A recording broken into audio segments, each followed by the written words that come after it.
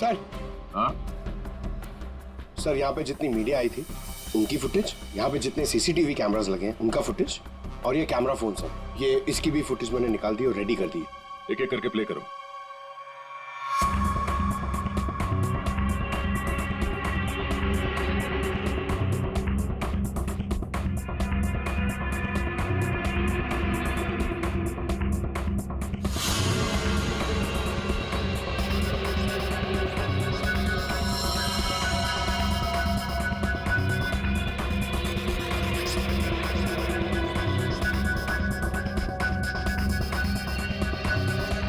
Footage देख के तो यही लग रहा है कि गोली उसी तरफ से चली है जिस तरफ ये बुजुर्ग आदमी खड़ा था, मगर कहीं भी उसका हाथ दिख नहीं रहा है और ना ही गन। छुपा के गोली मारी गई है। ये कमर के पास रखी होगी गन, इसीलिए किसी को दिखाई भी नहीं दी। वॉचमैन सच कह रहा था कि बूढ़ा तो ऐसे भाग रहा है जैसे किसी रेस में भाग रहा हो।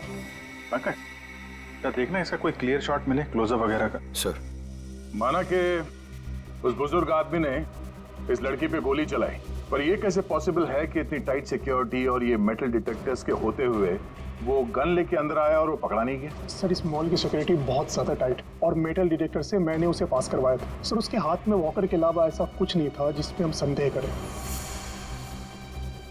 कहीं ऐसा तो नहीं कि वो गन डिसमेंटल करके इस वॉकर में छुपा के लाया हो, यहाँ पे असेंबल की और फिर इसका खून कर दिया? सर, ऐसा बिल्कुल भी नहीं है। मैं पूरे टाइम उसके साथ था। उसने ऐसा कुछ भी नहीं किया जिसपे हमें संदेह हो या हमें लगे कुछ गलत कर रहा है। जी, वॉकर तो एकदम नया है। सर, ये 2 बुलेट शेल मिले।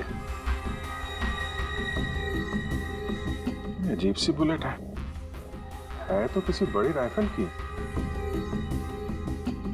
कुछ ज्यादा ही कॉम्प्लिकेटेड केस है। एक 70 साल का बुजुर्ग आदमी दौड़ता हुआ, एक इनविजिबल गन और ये अजीब से दिखने वाली राइफल की गोली। ये बात तो पक्की, वो बूढ़ा आदमी कोई बूढ़ा नहीं था, वो कोई नौजवान था जो भेस बदल कर आया था इसका खून करने के लिए। एक पेशेवर खूनी जो अपने आप को बहुत चालाक समझता है, लेकिन कब तक बचेगा?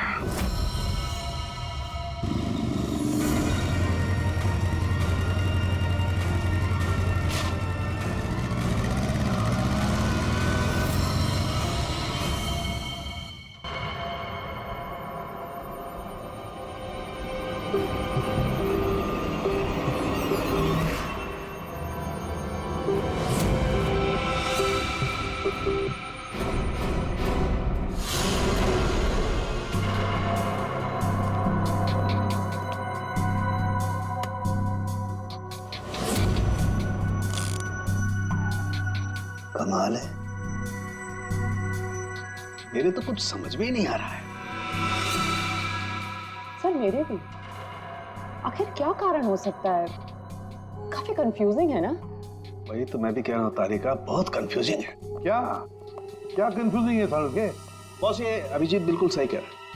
वो केसिंग राइफल की और जो बुलेट है ये .228 राइफल की बुलेट है, लेकिन कमाल की बात यह है कि इस बुलेट को काट करके .380 पिस्टल की बुलेट में कन्वर्ट कर दिया गया।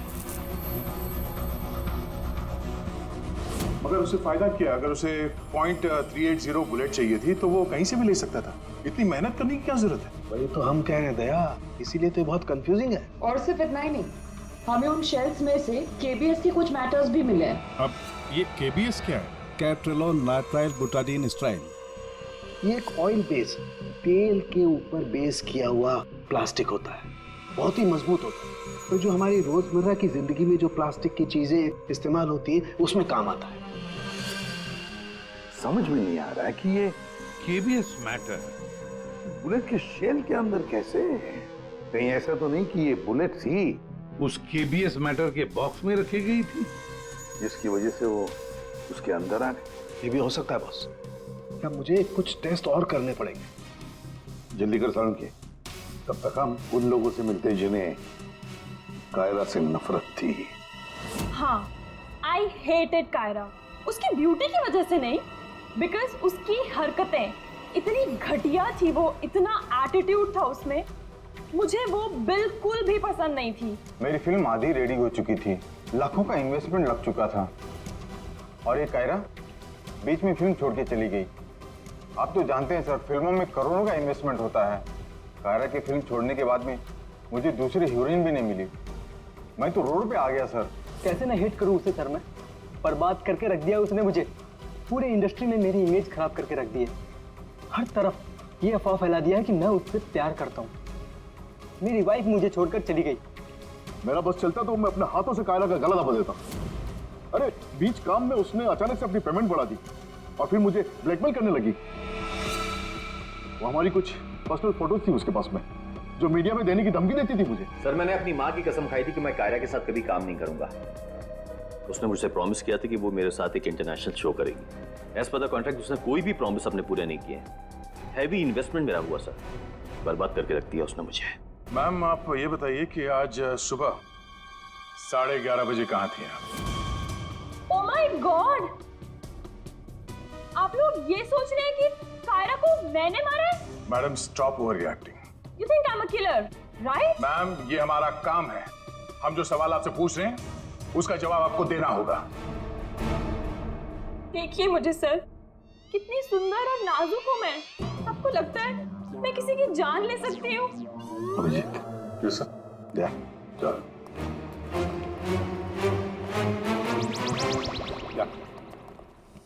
क्या लगता है सर, यहाँ जितने भी लोग हैं सबके पास कोई ना कोई मोटिवेशन है कायरा का खून करने के लिए। क्या किसने अभी समझ में नहीं आ रहा। और सर इन मोहतरमा की तरह हर कोई ड्रामा करने लगेगा तो पता लगाना और भी मुश्किल हो जाएगा। ये खूनी जो भी है बड़ा शातिर है। देखा कैसे होशियारी से और कितनी प्रोफेशनल तरीके से उसने कायरा का खून किया है। कहीं ऐसा तो नहीं है कि इनमें से ही किसी ने इस प्रोफेशनल किलर को कॉन्ट्रैक्ट दे दिया कायरा को मारने का। मगर सर एक बात अभी समझ में नहीं आ रही कि इतनी टाइट सिक्योरिटी होने के बाद भी उन्हें गन कैसे अंदर ले गया। मुझसे पूछ लो ना भाई, संकट की इस घड़ी में हमेशा मैं ही तो तुम लोगों के काम आता। तो फिर बता, इनमें से कौन है जिसने कायरा का खून किया हो? नहीं, ये नहीं बता सकता। हाँ तो फिर ये बता सकता हूँ कि कायरा की जान कैसे गई। तो फिर बता ना।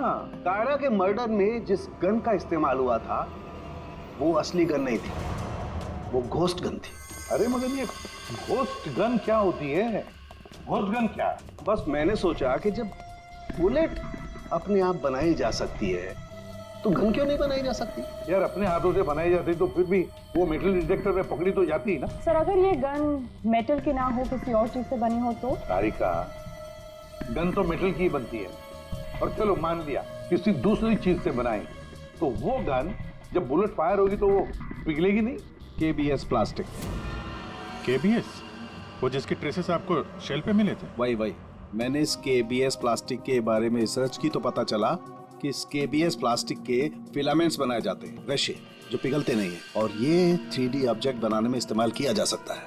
किसी भी नॉर्मल प्रिंटर में इंक के कार्ट्रिजेस होते हैं, लेकिन 3D प्रिंटर्स में फिलामेंट स्पूल्स होते हैं। बस medical models, architectural models, prosthetics और भी बहुत सारे नोवेल्टी आइटम्स, वो सब इससे बनाए जा सकते हैं। डॉक्टर साहब इन सब का इस केस से क्या लेना देना है? लेना देना है दया।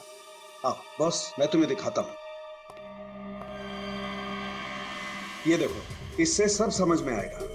बॉस ये एक 3D प्रिंटर है, ये अलग अलग चीजें प्रिंट कर रहा है, यानी बना रहा है।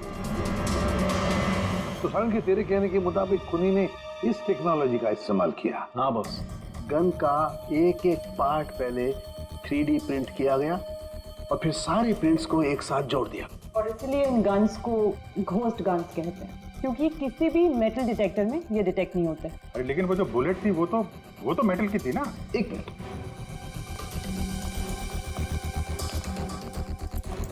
बस ये मेरी घड़ी पूरी मेटल की है। अब मैं इस घड़ी को पहन के इस मेटल डिटेक्टर में से पास होता हूं। इसने डिटेक्ट किया।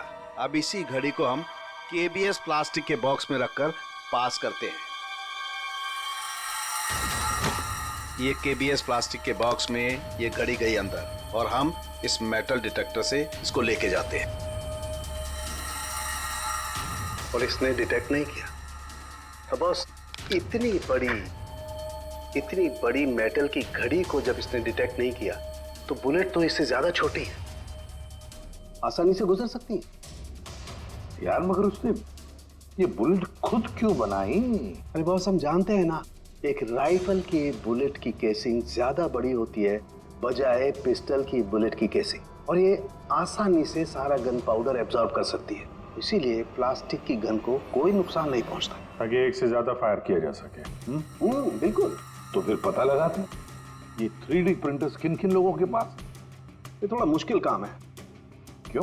क्योंकि सर आजकल 3D प्रिंटर्स बहुत ज़्यादा लोग इस्तेमाल करते हैं। कितने सारे schools, colleges, hospitals, engineering companies, architects सभी लोग इस्तेमाल करते हैं। तो क्या हुआ?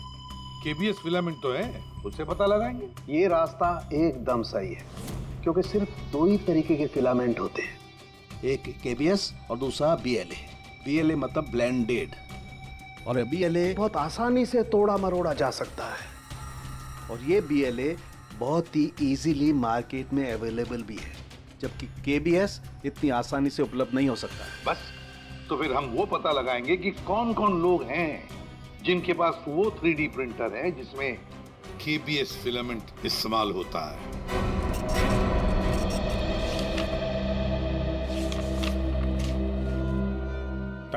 Thank you welcome. हाँ अभिजीत, कुछ पता चला? 4 लोगों के नाम मिले हैं जो ये व्हाइट कलर की केबीएस फिलामेंट 3D प्रिंटर्स में यूज करते हैं। आकाश, वीरेंद्र, शैलेश और राजेश है स्पेक्टर डिजाइन फर्म का। चलो लग जाते हैं काम पे।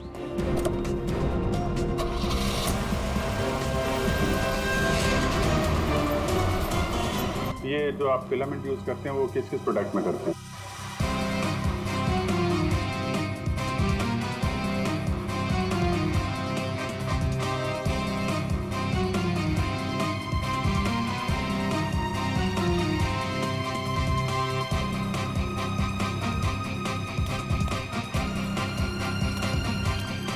एक्सक्यूज मी सर, कहाँ जाना है आपको?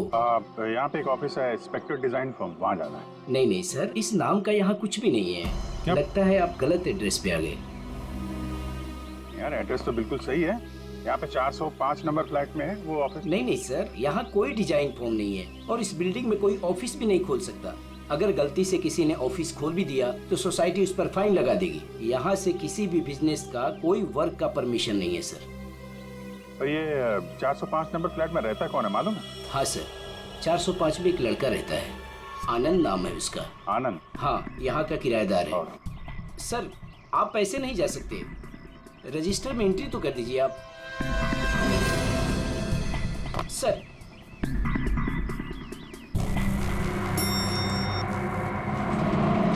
एक्सक्यूज मी,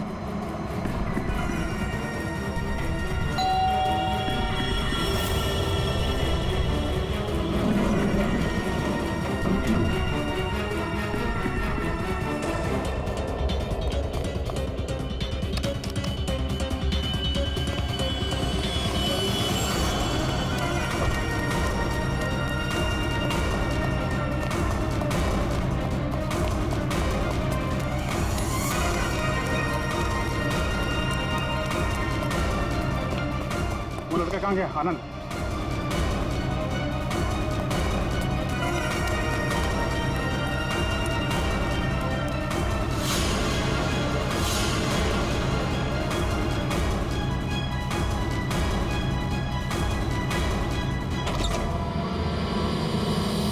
पूरे घर की तलाशी लेते हैं और जरा संभाल के। ये आनंद जरूरत से ज्यादा चालाक है, कुछ भी खतरा हो सकता है।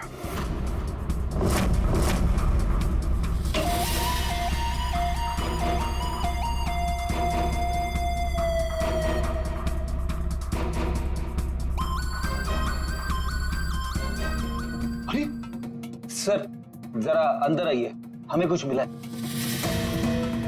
क्या है? ये देखिए।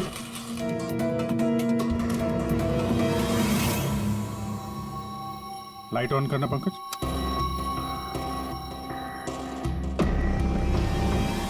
यहाँ पे तो पूरा वर्कशॉप खोल के रखा है। करुण के साहब सही कह रहे थे, ये आनंद गन बनाने के लिए यहीं पे एक्सपेरिमेंट कर रहा था। ये देखा? फिलामेंट यही वो फार्मूला है जिससे यहाँ पे वो 3D प्रिंटिंग वाली गन बना रहा था। लगता है सबको पिघला कर बना रहा था सब। ये गन जो है वो बड़ी बुलेट का फोर्स नहीं ले पा रही होगी, इसलिए उसने बुलेट काट के छोटी वाली बुलेट बनाई थी, ताकि इस गन से बुलेट चल सके और किसी की जान ले सके।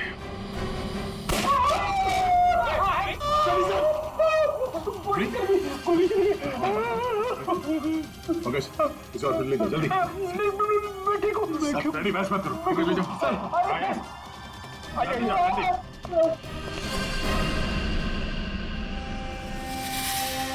My God.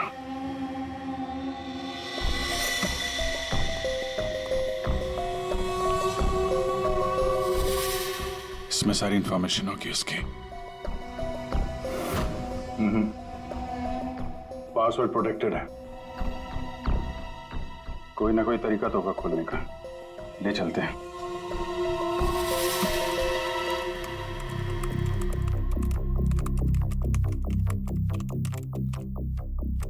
Come on.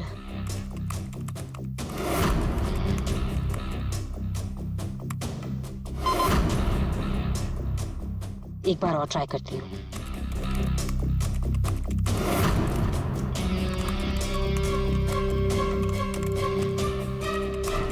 अलग अलग फॉर्मूला ट्राई कर रही हूँ, डिफरेंट कोडिंग्स भी ट्राई कर रही हूँ, लेकिन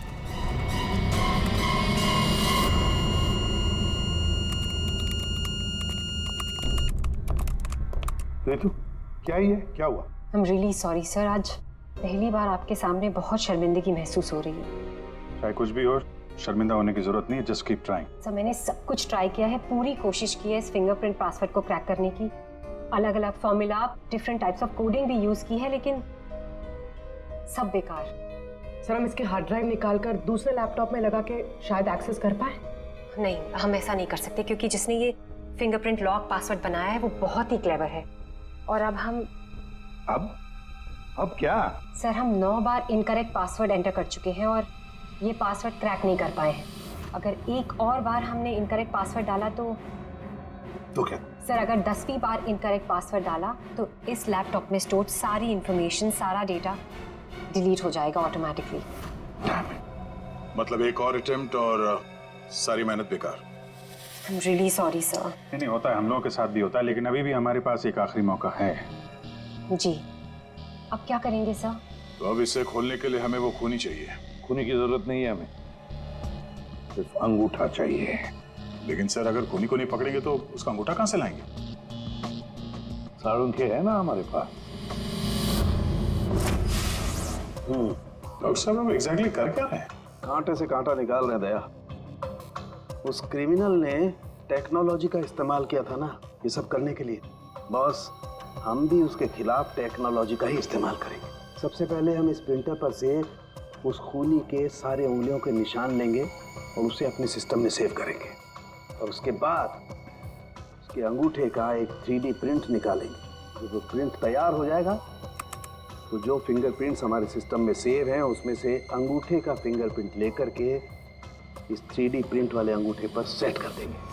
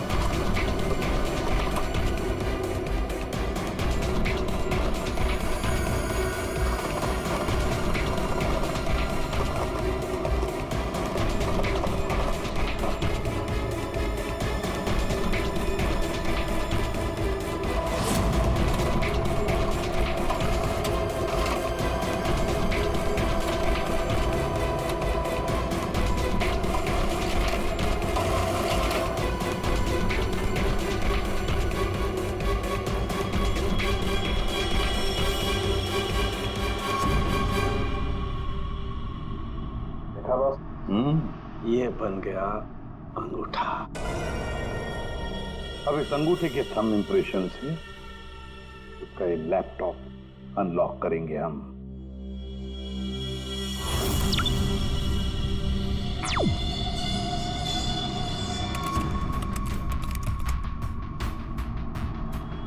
वाह सर, इस लैपटॉप में तो काफी सारी इंफॉर्मेशन है।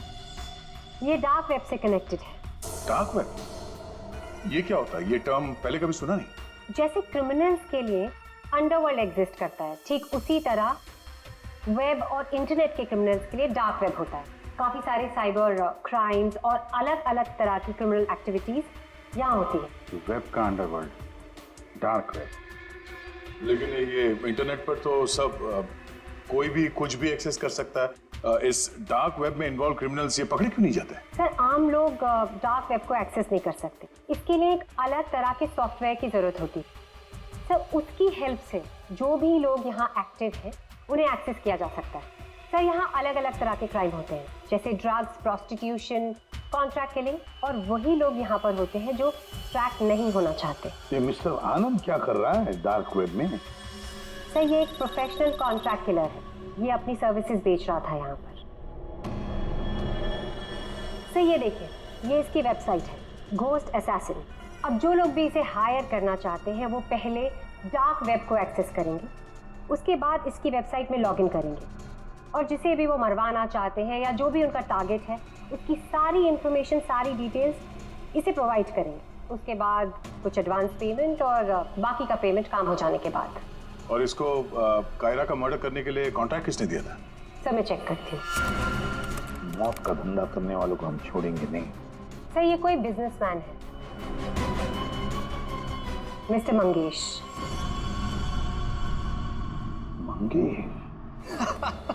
अरे तुझे मालूम नहीं मैं कितना खुश हूँ। हाँ, सारी तैयारी हो गई। अच्छा, एक काम कर, मैं अभी गाड़ी में बैठ रहा हूँ, सीधे एयरपोर्ट आ रहा हूँ। ओके, चल तू उधर ही रुक। Maldives, I am coming.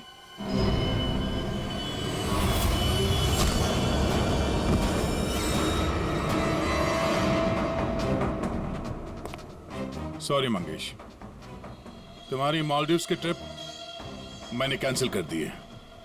अब मैं तुम्हें सीधे सीआईडी ब्यूरो की सैर करवाता हूँ, वो भी टोटली फ्री ऑफ कॉस्ट।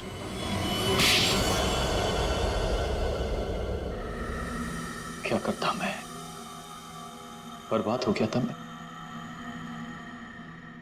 खत्म कर दिया था उस लड़की ने मुझे।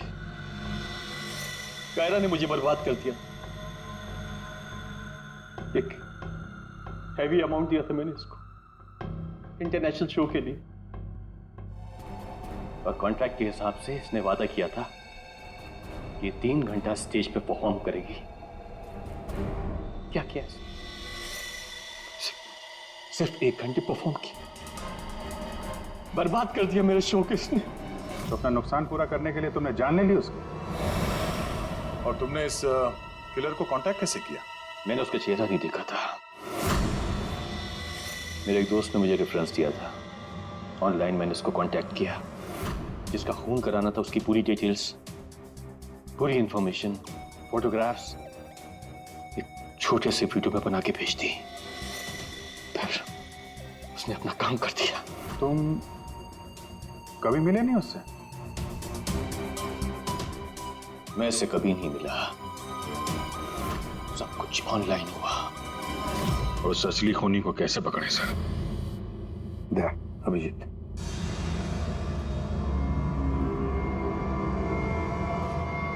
एक आइडिया आया है दिमाग में।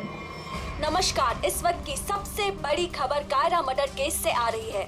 फिल्म इंडस्ट्री की मशहूर एक्ट्रेस कायरा मर्डर केस में जो लैपटॉप सीआईडी को बरामद हुआ था सबूत के तौर पे, अब वो सबूत मिट चुका है। जी हाँ, आपने एकदम सही सुना। बताया जा रहा है कि सीआईडी इस लैपटॉप को एक्सेस करने की कोशिश कर रही थी, तो पासवर्ड के रॉन्ग एंट्री के कारण इसका डेटा, इसके अंदर के सारे सबूत डिलीट हो चुके हैं। मंगेश जी, अब कांटेक्ट करना तुम्हारे उस घोस्ट असैसिन को कि तुम्हारा कोई कांटेक्ट है जो किसी और को मरवाना चाहता है। किसको?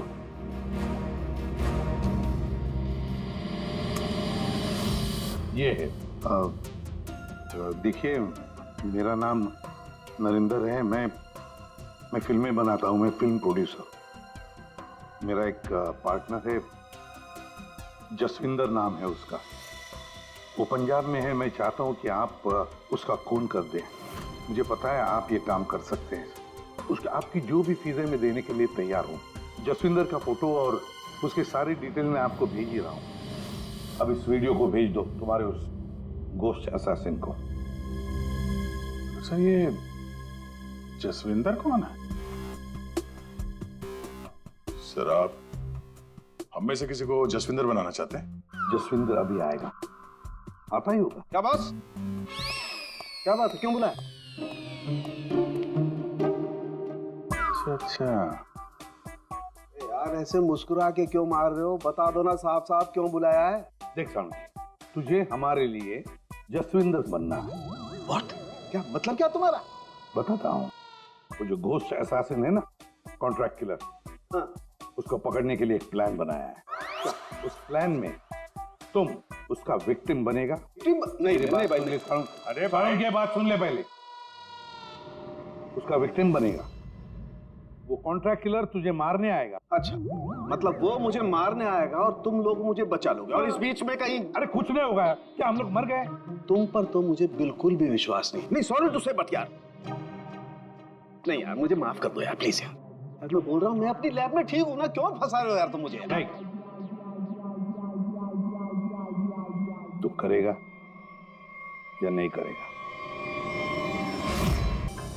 रात के 11 बज रहे थे, मैंने देखा कि वो ये लीजिए वहां पे जाइए।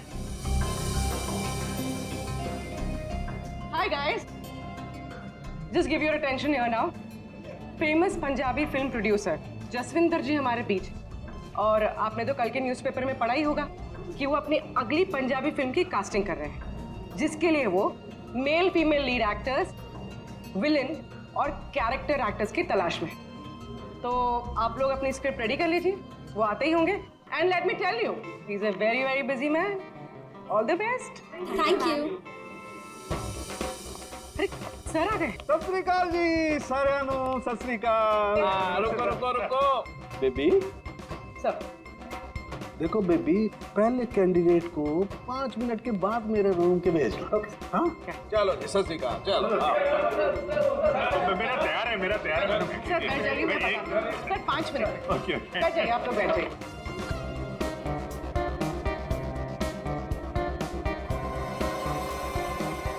और जैसे ही दरवाजा खुला, वो दरवाजा खुल क्यों नहीं रहा यार? जैसे ही दरवाजा खुला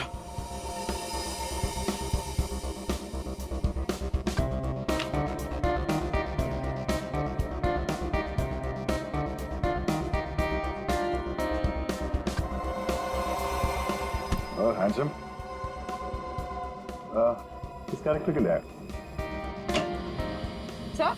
हाँ जी सर, वो लोग रेडी हैं। हाँ तो भेजो भेजो भेजो। Okay okay. अरे तुमको तो लीड करना चाहिए यार। क्या नाम है आपका? प्रतीक। प्रतीक?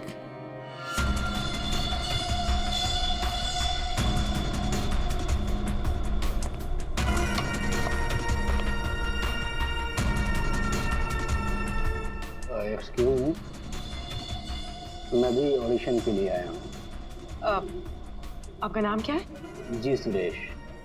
आप यहाँ साइन कर दीजिए।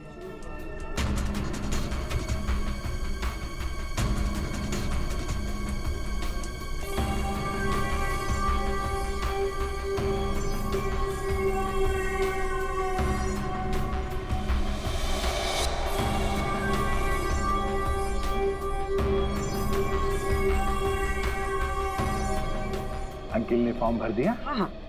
आइए अंकिल, आपका ऑडिशन पहले लेते हैं। स्क्रिप्ट? स्क्रिप्ट अंदर ही दे देंगे।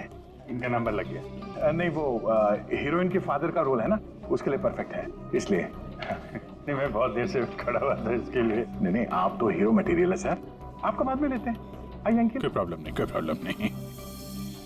आइए, सीनियर सिटीजन है भाई, समझा करो।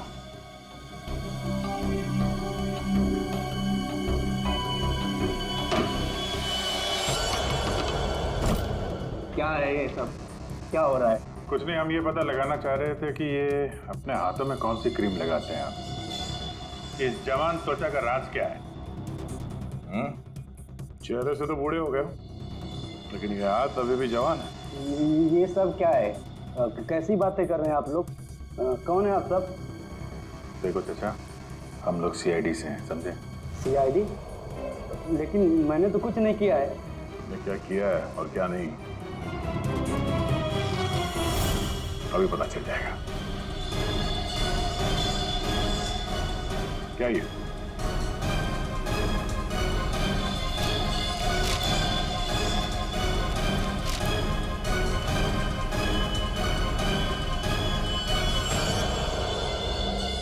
ये देश बदल के यहाँ क्यों आए थे तुम? हैं? ये सब दाढ़ी वाड़ी लगा के क्या कर रहे थे आप?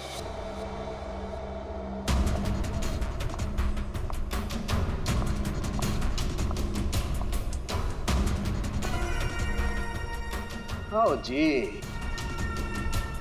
हाँ जी, कुछ तैयार किया आपने? हाँ हाँ,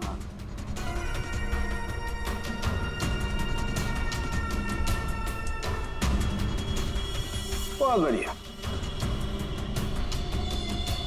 हाँ सर, मैं तो बस एक एक्टर हूँ। रंगमंच थिएटर के बाहर एक एक्टर मिला था, उसने मुझे बताया कि इधर ऑडिशंस चल रहे हैं। 60 साल के ऊपर का एक कैरेक्टर है, अगर मैं गेटअप चेंज करके जाऊँ तो मुझे वो रोल मिल जाएगा।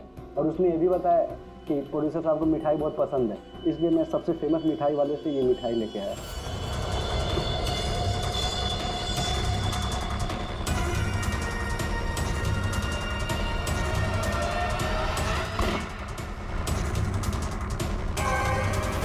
अभी तुम जाओ, कुछ पता चलेगा तो हम तुम्हें बताएंगे। निकलो, चलो चलो चलो। Thank you sir.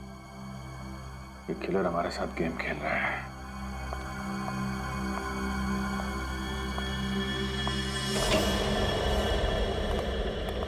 अंकिल ने बहुत अच्छा ऑडिशन दिया, रोल पक्का।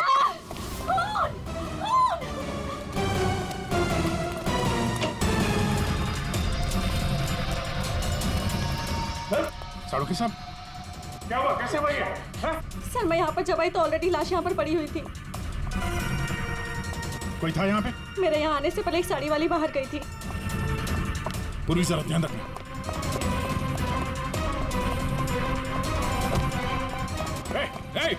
हटिए, रुक। एक मिनट। चल हट।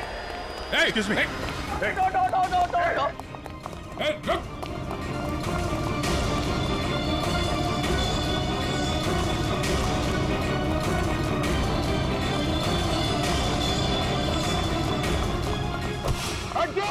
बैठ जाओ नीचे, बैठ जाओ। बस, खेल खत्म तुम्हारा।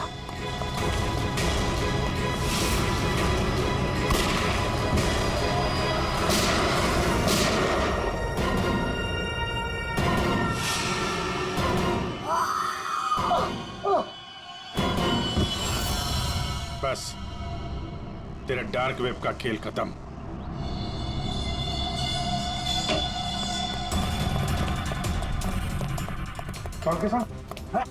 सर सांस नहीं चल रही है सर। एम्बुलेंस फोन करो जल्दी। तरुण के साथ। अरे छोड़ दो दे। हाँ? छोड़ दो। अरे गिरा मत देना यार, अरे गिरा मत देना। क्या नाटक कर रहे हैं आप? ये हैं? खून कहाँ है? क्या नाटक कर रहे हैं आप? क्यों भाई, तुमने मुझसे इतना लंबा चौड़ा नाटक करवाया यार, जरा सा मैंने भी एडिशन कर दिया नाटक का यार। सर आपने ये सब किया कैसे? अरे सालू के नाम है ना मेरा। ये देखो, बुलेट प्रूफ जैकेट। और बताऊं, ये मेरी पगड़ी देखो, ये भी बुलेट प्रूफ है। और भाई साहब, ये जो चश्मा है ना, गोली इसमें भी नहीं लग सकती है, ये बुलेट प्रूफ ग्लासेस है। और झटका दूं, ये जो मेरी दाढ़ी है ना भैया, दाढ़ी का भी इंसान है बुलेट प्रूफ। वो तो ठीक है सर, आपके इस चक्कर में हम लोगों का हार्ट अटैक हो जाता तो